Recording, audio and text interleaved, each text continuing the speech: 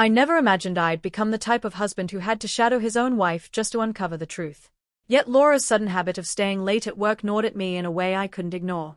For weeks, she had been pulling away, avoiding my eyes when I spoke, brushing off my attempts at affection, and guarding her phone like it carried classified secrets. At first, I tried to dismiss the suspicion. Maybe I was just being paranoid. After 12 years together, marriages don't just disintegrate overnight. At least that's what I told myself. But the unease never left me.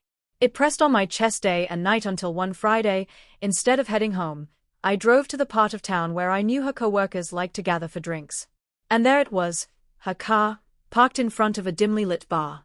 My chest tightened as I stepped out of my own vehicle, each breath heavier than the last. I whispered to myself that maybe I was wrong, that maybe she really was just with colleagues. But deep inside, I already knew something had shattered before I even touched the door handle. The moment I stepped inside, I saw her. She wasn't surrounded by co-workers, and she didn't look exhausted from work. She sat across from a man I didn't recognize, her laughter spilling out effortlessly, the kind of laugh I hadn't heard from her in months. Her hand rested on his arm, and her smile, it was the same tender smile she used to give me when we first fell in love. My legs grew heavy, my throat bone dry, but I stood rooted in place, watching long enough to know there was no misunderstanding. Then, step by step, I walked closer. She didn't notice me at first, too wrapped up in the little world she was creating with him. When her eyes finally met mine, the color drained from her face and her laughter died instantly. The man shifted uneasily, sensing trouble, but I kept my gaze locked on her. I didn't yell. I didn't cause a scene. She no longer deserved my outrage. Instead, I reached for my left hand and slid off the wedding band I had worn for more than a decade.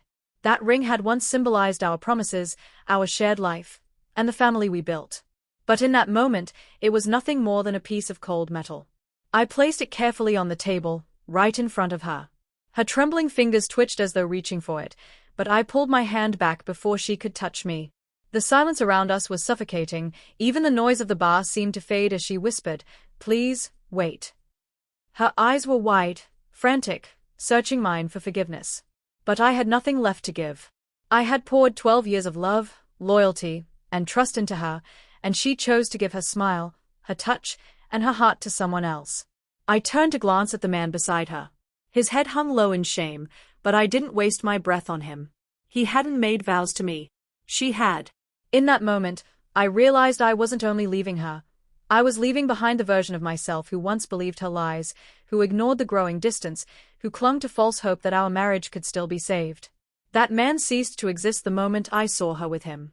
What remained was someone stronger, someone who finally understood that he deserved more than being treated as a second choice in his own marriage. She called out my name, voice cracking, reaching toward me as though I might still turn back. But I didn't. I didn't falter. I simply walked away, leaving her and her new partner among the ruins of the life she had destroyed. My silence spoke louder than any words could.